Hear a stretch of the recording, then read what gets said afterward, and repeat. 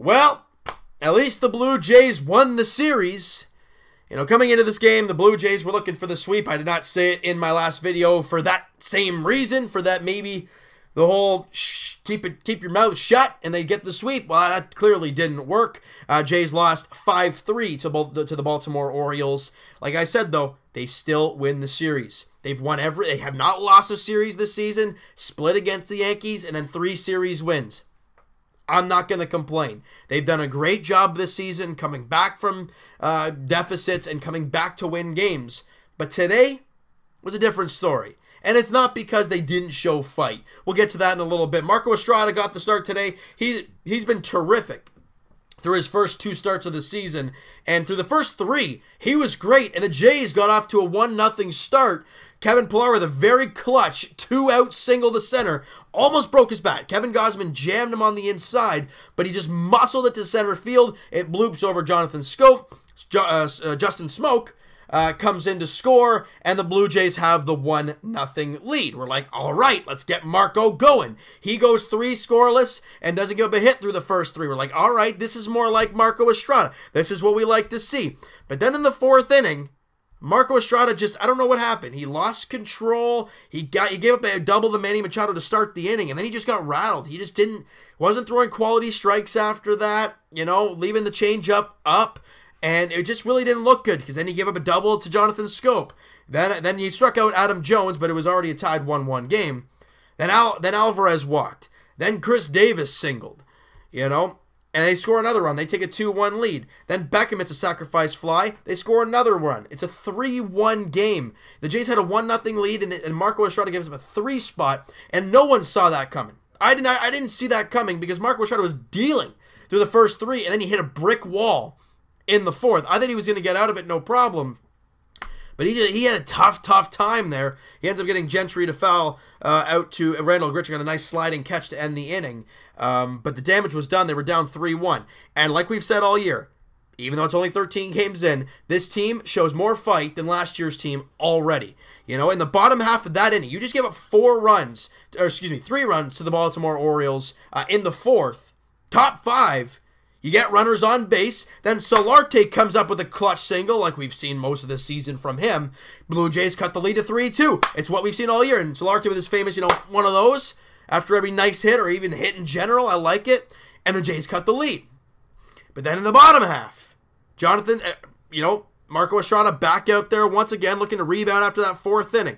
In the 5th, Cisco doubles. The bottom guy in the order doubles to center field over Kevin Pillar's head.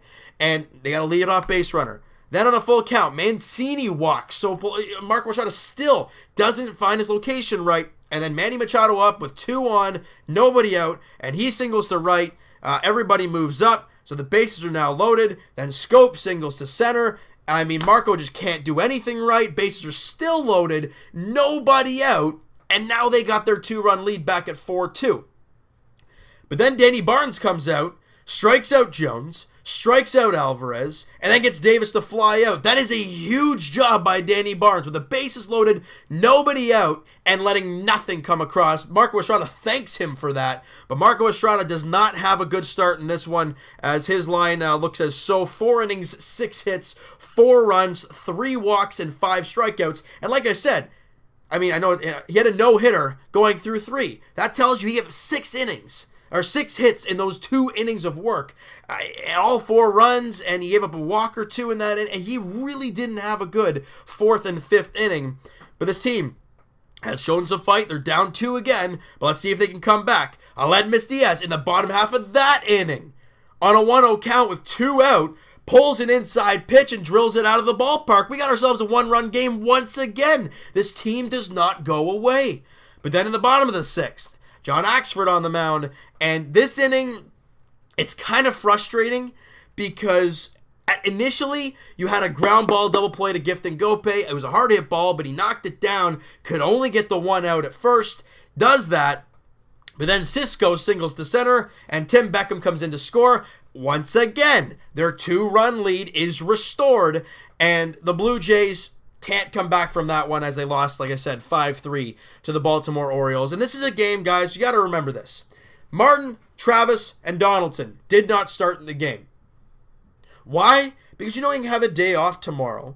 And what my coaches always say is we don't play for April and May. You play for September and October. So giving these guys a day off with, I mean, the team still showed fight even without Donaldson, Travis, and Russell Martin. Luke Bailey was terrific. We'll get to him in a second. But they still showed fight. And it was all just those 2 rough innings from Marco Estrada. And they couldn't really get anything going. They were trying to find positives, though. Solarte, 2 for 4 once again. He's hitting .316 with a .447 OBP. He's having a nuts start to his year. Kevin Pillar, 1 for 4 again. Diaz with the home run. He's already got 3 home runs on the year. Luke Bailey, 2 for 3. He's hitting .400 so far, even though it's in limited at-bats. But when he's going in the game, he's coming up huge. And if you look at Luke Bailey's start, guys, he's hitting a .400 average. He's got 6 hits in 4 games. He's got, what is it? I don't know how many, I don't know if he had a double today or not. But anyways, I know he scored 3 runs, 4 RBIs, and this is only in 4 games. He has been terrific in his limited time of work. We talked last year about Luke Bailey. We said he's a great defender, but he just can't hit. And what are we seeing now? We know the defense he can do. We know his game calling is great. And seeing his hitting the way he is early in the year, it's very promising from Luke Bailey. I understand he'll probably come back down to earth at some point, but it's great to see early on. And Danny Barnes, like I said, had a very good clean inning work with a couple strikeouts. Axford, he had a tough inning. Also, like I said, could have had that double play ball to get him out of the inning. So, you had a runner at first with nobody out. You get the hard ground ball, it should be a sure double play. Instead, he bobbles it, can only get 1. That's a big situation. You get that double play, there's nobody on and 2 out. So the single by Cisco is a 2-out single. Instead, it's an RBI single to give them their 2-run lead back. It's a big situation. Oh well. So like I said, he gives up the run. Sengwon-Oh comes out in the 7th, gives up a couple hits, no runs though, couple strikeouts. Tyler Clippard, as much as Yankee fans saying how he's garbage and he gives up a lot of home runs, he's mixed in. He actually has worked on a new pitch and it's working for him. In 1 inning, he gives up no hits, no runs, no walks, and a strikeout ERA of 2.70 for Clippard. He's been great to start the season. But like I said, the Blue Jays falls 5-3, but they still win the series. We've talked about it from the start of from each game. They have not lost a series this year. Split against the Yankees. You beat the White Sox. You beat Texas. Now you've beaten Baltimore. Keep winning series. Keep getting better. And the key, like we've talked about, is what do you do after a loss? You know, in this team, they lost against Texas 1 game. But they've come back with 3 straight wins. Now they've lost today. What can they do after the off day tomorrow in Cleveland? And it's not going to be an easy series because Cleveland is a very good team. They've won 4 straight. You're facing Mike Clevenger, who has a sub-1 ERA in his first couple starts of the season, versus Marcus Stroman in Game 1 Friday night. Then Saturday afternoon, Jaime Garcia versus Corey Kluber. That is the Game 2 matchup. You know, and then Game 3, Jay Happ versus Josh Tomlin in the finale. So again, if the Jays can find a way to win the series, you just won all 3 road series to start the season. No one's going to be complaining. And I'm proud of this team so far. They've shown more fight than last year. We said it all season. If you guys were around last year, you know I would say, if this team goes down 2 or 3 runs, it's over. They're swinging for the fences. They're swinging out the rear, and they're striking out a ton. But every single game so far this year, they've shown, except for the first 2 games of the year, but other than that, they've shown fight. They've tried to crawl back into games. They've been great with runners in scoring position, and they've just played great baseball. Now it's a tough loss today, but oh well. You still win the series. You move on, but it's huge to win that first game against Cleveland on Friday night at 7 o'clock, 7:10 first pitch.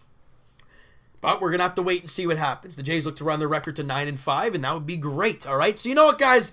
That is going to do it for this one. You guys enjoyed this video, and you know what? You've enjoyed baseball, Blue Jays baseball to start the year. Hit that like button. I do appreciate that. Hit the subscribe button if you guys have not already. Comment down below. Who was your player of the game in this one? Where did Marco Estrada go wrong in that 4th and 5th inning? I want to hear what you guys have to say about that.